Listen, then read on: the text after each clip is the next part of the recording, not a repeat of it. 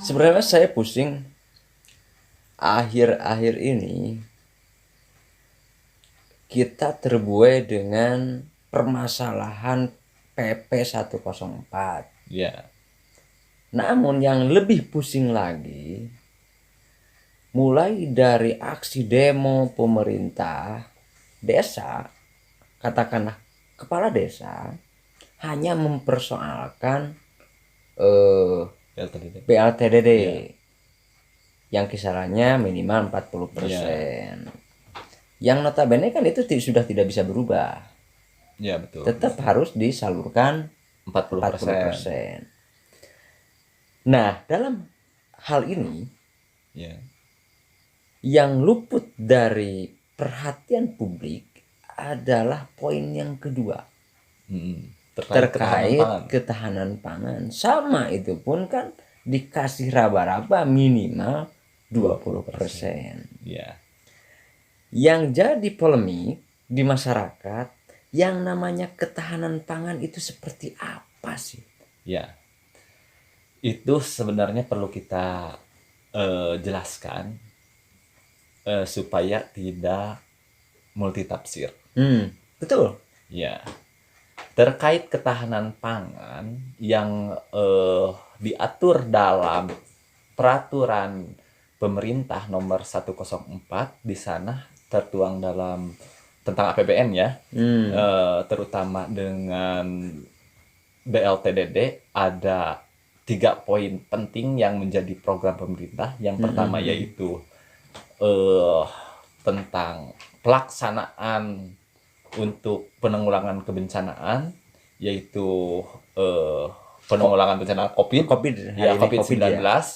itu dianggarkan sebanyak 8%. 8%. Yang keduanya yaitu terkait ketahanan pangan, yaitu sebesar 20%. Dan yang ketiganya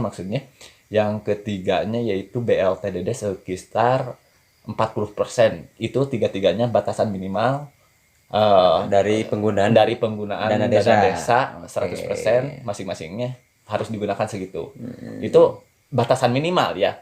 Yang kedua yang ditanyakan tadi oleh Anda yaitu terkait ketahanan pangan 8%.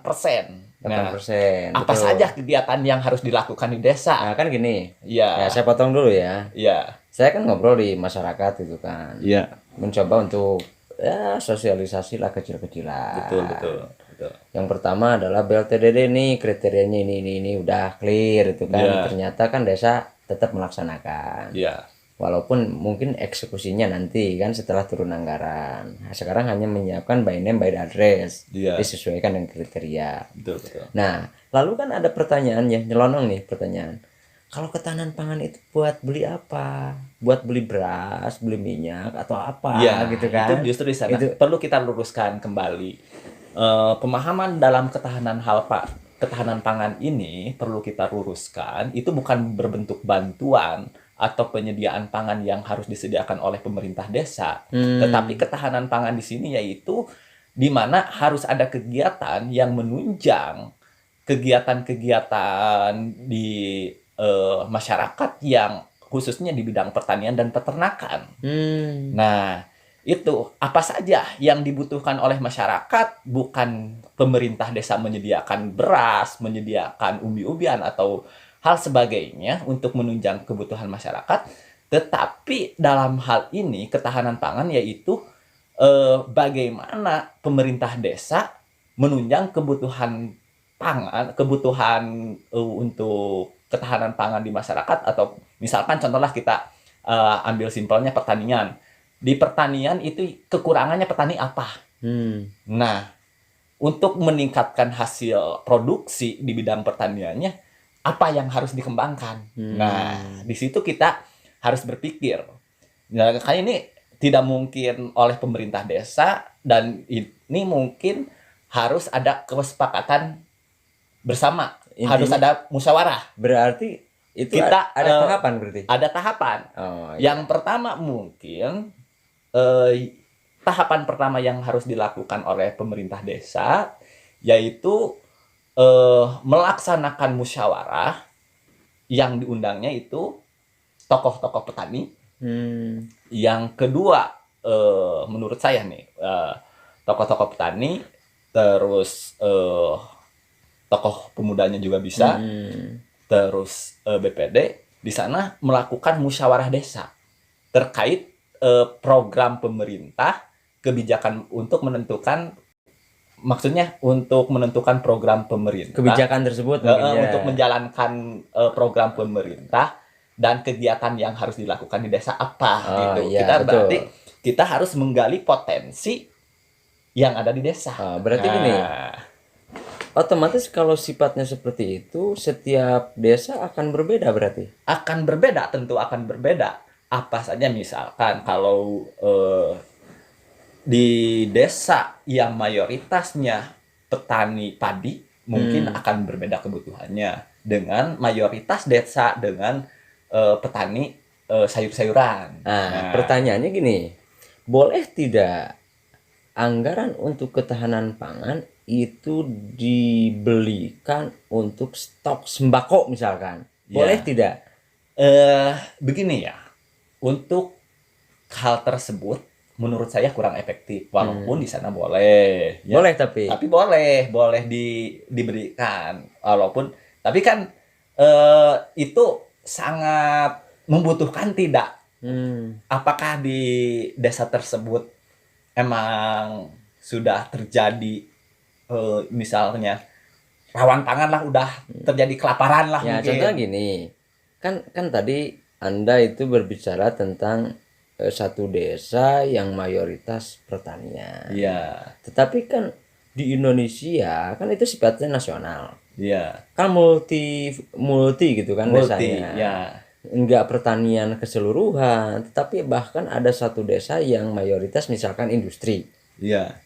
Kan nggak mungkin kan untuk misalkan membuat sarana untuk kepertanian misalkan. Iya. Kalau kita buat jalan, nggak mungkin kan, ladangnya kan nggak ada, itu sawahnya nggak ada, yang mayoritas industri. Nah tadi, apakah mungkin dari anggaran ketahanan pangan yang 20% dari dana desa itu untuk membeli atau stok lah istilahnya. Jadi dibuatkan lumbung, kalau lumbung beras atau apa gitu kan, untuk menghandle kebutuhan mereka yang notabene bukan petani kan, ada yang karyawan pabrik, ada yang itu lebih tukang beca. Kalau begitu kita lihat strukturnya. Misalkan di kawasan industri, di kawasan industri tentu pasti ada orang miskin, pasti ya, ada orang yang perlu kita bantu. Ya. Kan itu sudah tercover oleh BLTDD. Nah itu di situ kita lihat apakah udah tercover oleh BLTDD. Mungkin apakah ada yang pengangguran? Mungkin ada ya. Terkait apa di desa tersebut yang harus dikembangkan, mungkin kan kita tidak bisa langsung terjun, tapi ini hanya meraba-raba, harus riset ke desa tersebut. Intinya jadi pemerintah desa harus peka apa yang harus dilakukan di desa, walaupun itu toh bisa untuk kesediaan pangannya misalkan beli, kenapa tidak boleh? Boleh berarti saja. Intinya untuk menjalankan sebuah kebijakan tersebut, pertama yang harus kita lakukan atau desa lakukan adalah riset. Berarti riset, penelitian, pengkajian dulu. Mungkin di desanya udah, kalau di pemerintah desa sudah ada database-nya, di mana wilayah pertanian, di mana wilayah industrinya. Mungkin kalau kan yang ada industri, kan ditakutkan gini, sementara kan anggaran 40% sudah di BLTDD. Sedangkan yang 20%, yang 8% itu untuk penanggulangan bencana. Yang kalau bencana kan secara umum. Secara umum kan bencana. Spesifiknya lebih ke bencana wabah sekarang kan. Walaupun kalau menurut riset para ahli kan sekarang mulai melandai lah. Yang positif semakin jarang, yang karantina semakin jarang gitu. Apakah efektif yang 8% malahan? Yang jadi persoalan, yang 8% itu efektif tidak untuk penanggulangan COVID? Atau hanya untuk menghambur-hamburkan uang saja? Berarti untuk tadi ketahanan pangan udah jelas ya, seperti Jelas. itu yang harus dilakukan pemerintah desa, yaitu terkait mengkaji dulu di lapangan apakah kegiatan tersebut yang harus dilakukan apa, kebutuhan si petani itu apa. Nah, yang kedua, kalau kita yang berbicara yang 8%, Yang 8%. 8%, tentu ini standar wabahnya di tiap daerah mungkin berbeda. Ada yang sekarang kalau dilihat secara nasional untuk pertumbuhan kasus COVID-19 itu secara nasional sudah menurun ya grafiknya. Kalau dilihat dari grafiknya sudah menurun. Nah, karena adanya vaksinasi, mungkin untuk kegiatan tersebut lebih ke kegiatan untuk mendukung kegiatan vaksinasi. Terus untuk Maksudnya kegiatan vaksinasi itu apa ya? begini ya, di dalam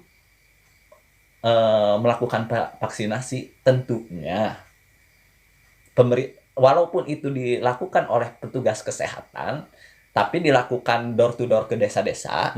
Nah, di sini kan operasional mungkin operasional perlu dibutuhkan mungkin di situ. Baik yang langsung terjun ke lapangan, walaupun diadakan di desa, operasional tentu ada. Kan 8% itu bukan angka yang kecil. Bukan angka yang kecil, betul. Kita proporsional aja. Contohnya gini.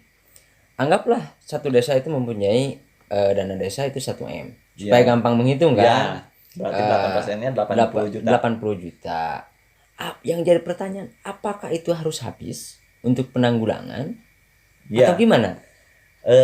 Begini, lihat aja kegiatannya apa saja. Apa saja yang akan dilakukan oleh desa tersebut. Atau dihabiskan saja? Walaupun tidak misalkan walaupun mungkin harus dihabiskan. Walaupun sudah tidak penting, tetapi karena ini sudah ada kelonggaran 8%, maka desa mempunyai kewenangan untuk menghabiskan misalkan. Sebenarnya itu bukan menghabiskan secara paksa, tapi lihat kebutuhan. Apakah kegiatan tersebut perlu dilaksanakan atau tidak. Kalau diada-adakan misalkan kegiatan tersebut contohnya tidak penting, tapi dilaksanakan, berarti itu akan di situ akan ada celah. Celah untuk mempermainkan anggaran tersebut. Kan gini kan, saya pernah lihat database vaksinasi secara global lah. Rata-rata kan sekarang tiap desa, khususnya untuk vaksinasi tahap 1 atau dosis 1 itu kan sudah mencapai 70, 75, 80, maka bahkan ada yang 90%. Nah, yang tahap 2 pun mengikut seperti itu. Betul. Lanjut, kasus COVID itu kan sudah melandai. Bahkan di beberapa kecamatan itu sudah tidak ada. Di beberapa kecamatan betul sudah tidak ada. Tidak ada. Mungkin di kabupaten juga sudah ada beberapa kabupaten yang sudah ada tidak ada kasus COVID-nya. Intinya, apakah tidak terlalu muluk-muluk gitu loh? Anggaran 8% dari DD untuk penanggulangan. Nah, sementara kegiatannya pun mungkin kalau disebut ambigu gitu kan. Hanya pencegahan kalau saya pencegahan kan gimana ya? Secara kegiatannya kan harus real gitu kan. Harus real. Pencegahannya seperti apa? Karena kan untuk vaksinasi kan itu sudah dihibahkan dari pemerintah. Untuk vaksinnya gitu kan. Terus untuk petugasnya sama gitu kan, itu kan dari pemerintah. Sedangkan dari 8%, tolong kasih gambaran yang spesifik saja untuk kegiatannya. Untuk kegiatan apa gitu, supaya kan masyarakat tahu gitu kan, supaya adanya keterbukaan. Ini kan anggaran besar lumayan gitu kan. Anggaplah kalau tadi saya katakan 1M itu kan 80 juta. Mungkin atau ada yang lebih, mungkin lebih lagi atau yang kan kurang seperti kurang saya katakan tadi, sebenarnya kegiatannya proporsional. Contoh yang 8%, contoh kecil ya mungkin kegiatan tadi kegiatan vaksin, terus sosialisasi. sosialisasi kepada masyarakat terkait kesadaran diri terhadap kesehatannya, terus seperti prokes yang harus ditingkatkan di masyarakat, itu menjadi tugas pemerintah juga. Berarti boleh dong pakai beli hand sanitizer. Iya, boleh sekali. Boleh sekali. Cuci tangan boleh, terus alat cuci tangan, masker, kan itu boleh itu. Di lingkungan pendidikan, di lingkungan umum. Apakah kan tiap tahun emang mengadakan, tapi kan seperti hal tersebut, contohnya masker itu kan habis pakai. Ya. Itu kan harus beli lagi. Atau buat misalkan boleh tidak, kalau kan sekarang ada posko-posko penjagaan gitu kan. Iya. Minimal di daerah perbatasan antar desa, antar RT, antar itu kan RW. harus diaktifkan. Misalkan aktif tidak di desa boleh tersebut. Tidak untuk insentif mereka gitu. Iya, boleh tentu sekali.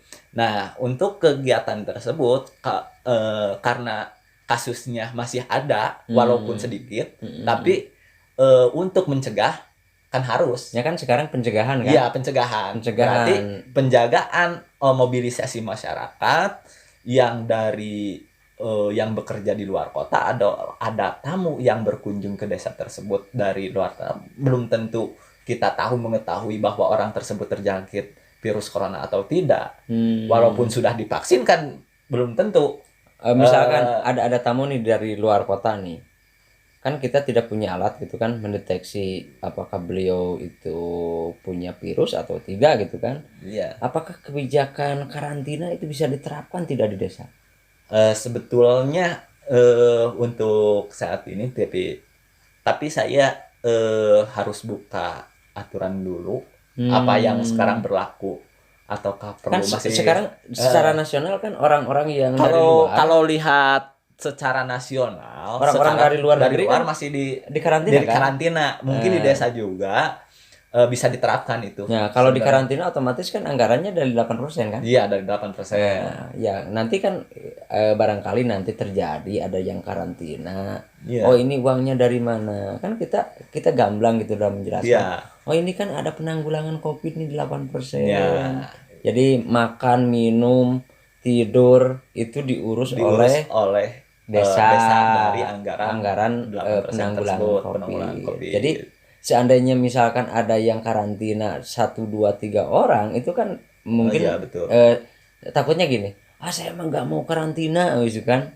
Karena saya kan perlu makan, perlu minum, perlu apa, kebutuhan gitu. Ternyata desa sudah menyiapkan mulai dari tempat, betul, sampai anggaran, itu sudah disiapkan oleh ini kan sebagai desa. Edukasi saja. Jadi betul. Buat kawan-kawan nanti yang terpaksa harus diisolasi, yuk isolasi karena saja. Anggarannya sudah disiapkan, maksudnya seperti itu. Karena itu dari tahun-tahun sebelumnya, mungkin dari desa-desa yang sudah menganggarkan sama ya, tahun 2021 juga pemerintah menganggarkan bahwa minimal 8% untuk kegiatan pelaksanaan COVID, itu diantaranya pengadaan ruang isolasi. Mungkin sampai sekarang juga karena COVID-nya masih ada, ruang isolasi tetap ada.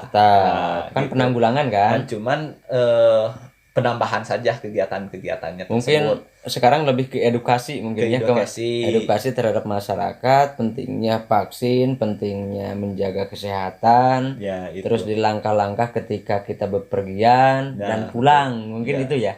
Iya. Dan sampai saat ini untuk taat vaksinasi itu